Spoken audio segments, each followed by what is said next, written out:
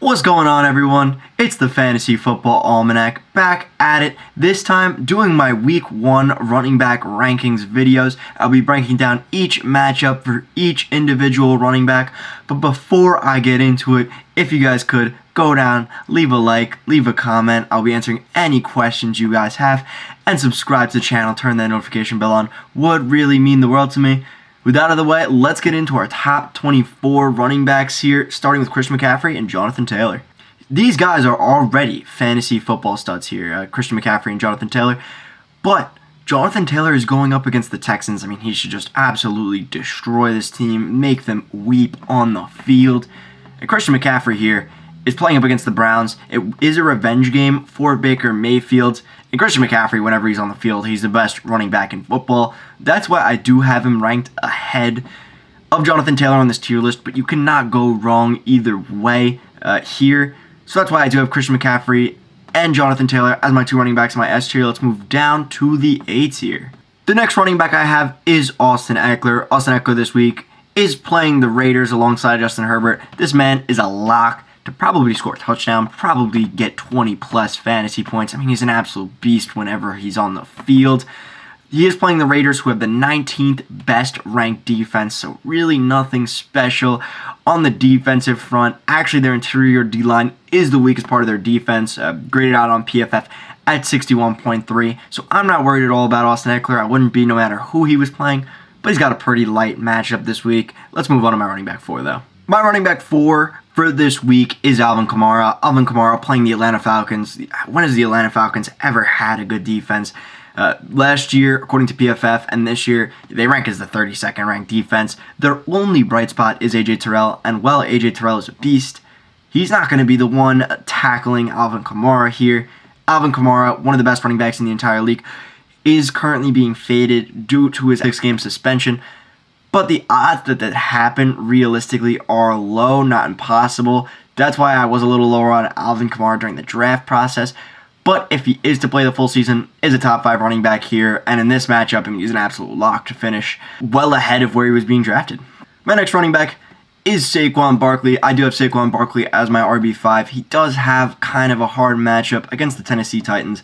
But Saquon Barkley is going to be feasting this whole season. He's in line for a massive workload. The only running back behind him is Matt Breida, so they're really just going to be using Saquon Barkley here. And this is a game where it's going to be a run fest, a time of possession with Derrick Henry on the other side. So Saquon Barkley will be very heavily utilized and does have a lot of chops in the receiving game that will be able to help him in this matchup. But now let's move on to another running back in this game, Derrick Henry. Derrick Henry right now I do have as my RB6. I know it is a little low. My primary concern with Derrick Henry is the Giants' interior defensive line is among their best attributes. Not saying much because the Giants stink, but it is among their best attributes.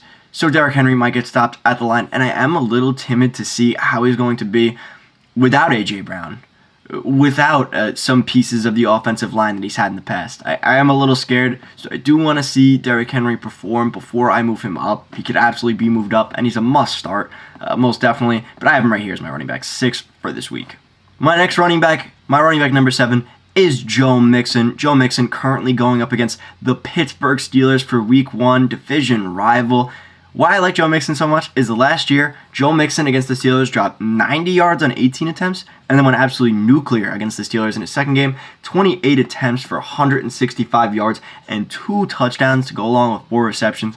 He loves to feast on the Steelers. It is Week 1. They're going to be setting up the run here. This should be a game where they're up, so I think Joe Mixon will absolutely feast in this game. Start Joe Mixon against the Steelers.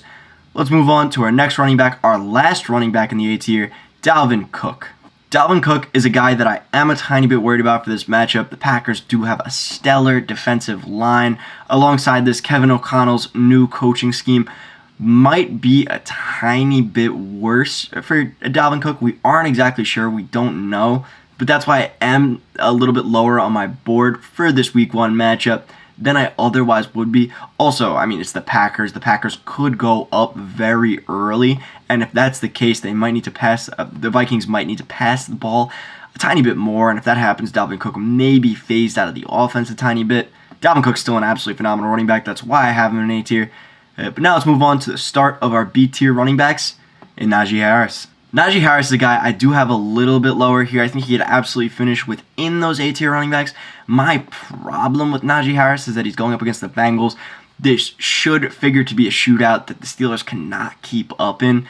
And if that's the case, Najee still will have a nice floor with his receiving, but I don't think he's going to be utilized in the running game nearly as much as we would expect.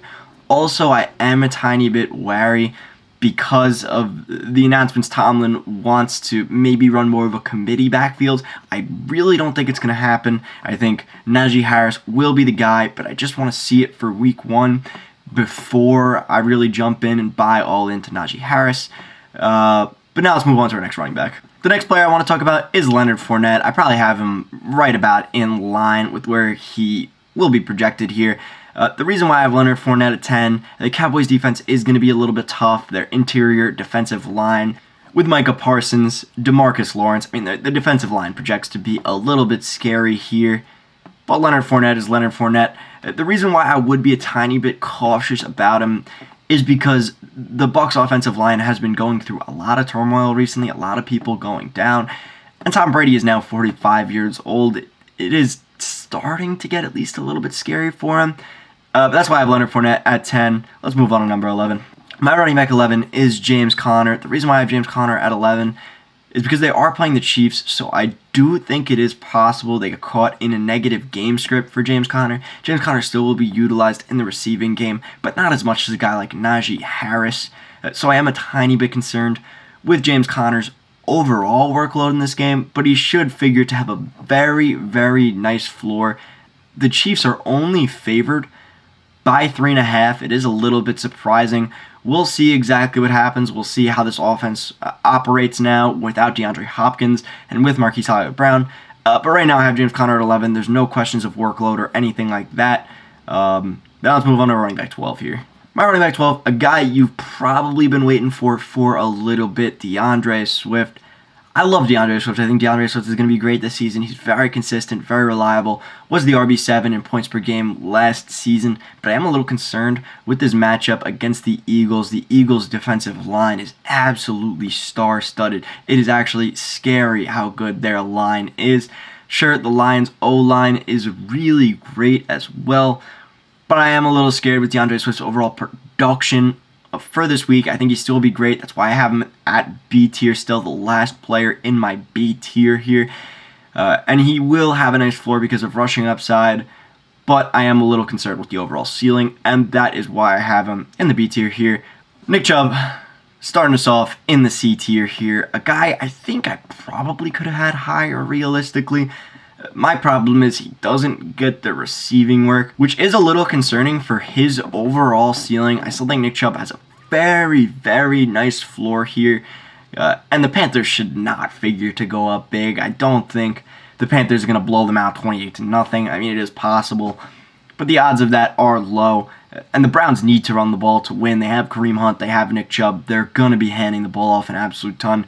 Nick Chubb should be walking into 20 carries and 100 yards. But I'm a little scared they might not be getting to the end zone as much with Jacoby Brissett. So that's why I do have Nick Chubb ranked a tiny bit lower. Again, he's got a great floor, especially if he's your RB2. I mean, he's just a must-start still. But he gets to the range where it's like, okay, now there are other options I might be able to start over him. I still love Nick Chubb, though. My next running back here is Aaron Jones. Aaron Jones playing the Vikings. I think a guy I could have even had higher.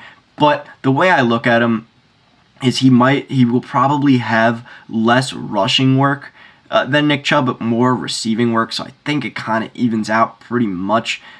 Aaron Jones actually might have to go ahead of Nick Chubb here, but either way, I mean, these guys are like splitting hairs between them. Aaron Jones will absolutely feast. I just personally want to see the split between A.J. Dillon before I go and put in Aaron Jones over some of these other guys here. Aaron Jones still will absolutely feast. This is going to be a run-first offense this year. But I'm a little concerned with his overall workload if A.J. Dillon starts to factor in a little bit more, which he very well may. My running back 15 for this week is Javonte Williams. I like Javonte Williams a lot. I just am a little bit concerned. This is the tier with a lot of these committee-type running backs, whether it be Nick Chubb, Aaron Jones, Javonte, or the guy I'm going to talk about in just a second. All these guys are committees, and before I rank them any higher, I do want to see the workload splits that they do end up having, whether Javonte Williams is commanding 70% of the snaps or 55%. It will make a pretty massive difference. Either way, though, Javonte has a very, very stable floor, and they are going up against the Seahawks, so they should be running the ball a ton. I'm sure Russ will want to get his revenge and absolutely destroy the Seahawks here, but at the same time, they're going to go up by 30 most likely. I mean, it's a revenge game. I don't see any chance the Seahawks win, so Javonte will be utilized pretty heavy in the run game. But now let's move on to my last running back in the C tier here. Another guy who may be in a committee, Ezekiel Elliott. Zeke is playing the Buccaneers this week. I am a little bit concerned here, but last year we saw this was an absolute shootout game. I mean, it was a wild game to watch. I still think Zeke will be pretty involved. And with Amari Cooper out here, no more Amari Cooper in the offense, I do think Zeke will have a pretty nice target share in this offense as well, especially without Michael Gallup too. I just think in general, Zeke will have a pretty stable floor as a receiver, but I can't rank him any higher until I see the split between him and Pollard. I think it will be 60-40 Zeke and Pollard, which honestly I should probably have Pollard ranked higher than, but that's around where I have it. Anyways, let's move down to the D tier here. Guys I just think are a little bit worse than these guys I'm not as confident in, but still deserve to be started. My next running back, and the running back starting off my D tier here, is Travis Etienne. Travis Etienne is a guy I could have potentially put in C tier, but I decided to go into D tier because he's never really played an NFL game as of now. But Travis Etienne, phenomenal pass-catching running back. They are playing the Commanders, who is a defense that I'm not really too scared of. I'm not really sure who will win this game. The line isn't really that crazy. It's 2.5, I think, for Commanders at this point, so it should be a pretty even game. But no matter what, Travis Etienne is pretty game script proof. With the volume he's going to be getting, he will be getting every valuable touch in this offense. It will be exciting to see. Again, I cannot have him ranked higher until he really plays an NFL game and proves that he has it. Because right now we don't fully know. I mean, it could end up being a Clyde Edwards-Helaire situation. We don't exactly know. So that's why I do have him in D tier. I would feel somewhat confident starting him. He's more of a lower end RB2 here than a guy I would really trust. The next guy I have is Chase Edmonds. Chase Edmonds is a guy I really like. I want to have him higher, but the problem is I really can't, for the same reasons that I don't have any of these other guys higher, like Nick Chubb, like Aaron Jones. The fact that we haven't seen the committee split yet, we don't know exactly what the workload is going to be for Chase Edmonds versus Raheem Mostert. I do really like Chase Edmonds. I think he will take 70% of the snaps here, but it is possible he doesn't, and if that's the case, we may have to lower him down a little bit. I don't know exactly how much volume he will be getting if it is more of a 50-50 split, which would be really tough for him. So that's why I do have him here in D tier. I think he could easily exceed this expectation, and I would start him with some confidence, but I really do want to see him succeed and get 70% of the workload before I end up moving him up this list, like a lot of these other guys here. I mean, especially, not to go on a tangent, but Darrell Henderson. It is a little scary seeing Cam Akers basically get outsnapped 9-1 pretty much. Darrell Henderson and Cam Akers. It is absolutely wild to see. So I think it is smart to see the snap shares of these players before we really dive into it and have these guys ranked higher. Anyways, let's move on to my next running back, David Montgomery. Montgomery is a guy, again, I also wanted to rank higher. The problem is, one, he's playing the 49ers, and the 49ers, I mean, should absolutely mollywop them. They have a top 5 defense in the league. The 49ers are going to be absolutely insane in this game. I don't think it'll be particularly close. And because of that, David Montgomery might not be getting the rushing yards that we would project him to, but this is a guy who is going to be utilized in the receiving game, so I think that is really nice. And also, even though we did see David Montgomery pretty heavily utilized in the preseason game, getting 90% of snaps with the starters, it is possible Khalil Herbert does carve a role out for himself with how talented he is. I do have Elijah Mitchell here right after David Montgomery, which might be a little bit surprising, considering the 49ers are a much better team than the Bears. They are playing each other. The 49ers should win this game handily. It should be a positive game script. But my main concern is I really want to see some clarity in this run game here. I am a little bit concerned that potentially Elijah Mitchell might not even be the starter. He might not be the 2. We just don't know. It is the 49ers. They always play tricks here. I think it is a little bit concerning starting in week 1. I think if we do see him get 15 carries or more, he is a lock to be higher than this next week. But I just need to see it first yet again. That's why I have him this low. But a guy who could easily ascend way above this ranking.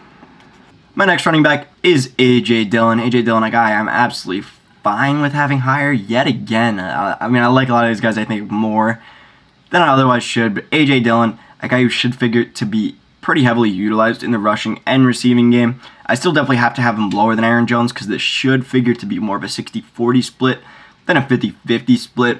But Aaron Jones is the guy who could go up if this is more of a 50-50 split. He is playing the Vikings. The Vikings have an okay defense. Don't know exactly how the game script is going to be for this game, but no matter what, Aaron Jones and A.J. Dillon will both be utilized in the passing game if they are down. And if not, they're going to be utilized pretty heavily in the rushing game. So either way, I think A.J. Dillon's got a nice stable floor, but he also does offer a nice ceiling if it is more of a 50-50 split. It depends on what you're looking for in a running back. If you're looking for a very, very high upside player here, go with A.J. Dillon. Otherwise, I would say look elsewhere. My next running back that I have here, start of the E tier, is Antonio Gibson. Antonio Gibson, a guy that has finished as an RB10 each of the last 2 seasons. So he does have the talent. The talent is most certainly there. And now has the opportunity for a pretty big workload now that Brian Robinson is out, unfortunately, and we don't know what time he's getting back. Because of that, it is a little bit safer to start Antonio Gibson and still have him as a low-end RB2 here, I think, with a pretty high ceiling as well. They are playing the Jacksonville Jaguars, who, I mean, figure to be pretty bad this season. They could go up in this game early, and if that's the case, they're going to be running it with Antonio Gibson a lot. It will be interesting to see exactly how Carson Wentz utilizes Antonio Gibson and how they work in tandem together. But we'll see that sometime this week. For now, I think a low RB2 is about fair for Antonio Gibson. But now let's move on to our second to last running back here. The second last guy I got is Breece Hall. Breece Hall, I think, absolutely has the physical frame and the talent to be ranked higher than this. The problem is he's playing the Ravens week 1, which is a little bit scary. I mean, the Ravens figured to have a pretty good team. Last year, their defense did not perform that well, but they were dealing with tons and tons of injuries. This year, I think they'll be a lot better. The Ravens figured to go up in this game very early, and if that's the case, Breece Hall will most likely be eliminated from the rushing game quick. And in the preseason, I mean, he just couldn't get anything done. Not that it was his fault. Yeah, it was more so the O-line, but he just was virtually ineffective in the preseason. I'm a little concerned about the game script here, but overall, Breece Hall should have a decent enough floor, and I'm not concerned about the workload much in terms of the workload split between him and Michael Carter. I think he should dominate this league job. Michael Carter might come in as a relief back, but few and far between. It's Breece Hall's job here. Now let's get into our last running back here. My running back 24, maybe a bit of a surprise for people who have watched the channel for a bit here, but it is Dameon Pierce. I gotta have Dameon Pierce here, and it kind of pains me a little bit because I have been low on him, lower than the hype train all season long, but at the same time, Dameon Pierce does profile to be the RB1 in this offense. And if that's the case, I mean, J.K. Dobbins is going to be here. Josh Jacobs, we don't know his role at all. The thing is, Dameon Pierce provides stability that a lot of these other backs behind him simply cannot. That's why I have Dameon Pierce at the RB24 here. I think he can probably maybe outperform this, but not by much. I think you're really just taking a chance at the floor here with Dameon Pierce. The ceiling is not that high. The Texans figured to be blown out here against the Colts. I don't think it's really going to be a great game to watch. But anyways, guys, that is it from me. Hope you guys did enjoy the video. If you did, please go down and leave a like, leave a comment, and subscribe to the channel. Would mean the absolute world to me. And you guys can dominate your friends, your co-workers at fantasy football. But that is, again, it from me. Thank you guys so much for watching. Have a good day, a good night, and a good life.